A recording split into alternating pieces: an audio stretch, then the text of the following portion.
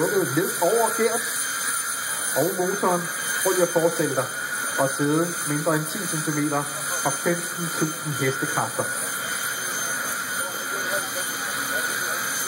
15.000 hestekræfter, 15 cm fra dig. Om et øjeblik, så ved du, hvor vildt det er. Og så bliver jeg nødt til lige at lægge mikrofonen fra mig, for jeg skal have fingrene i ørerne. Det er bare. Det er den gas, Gert.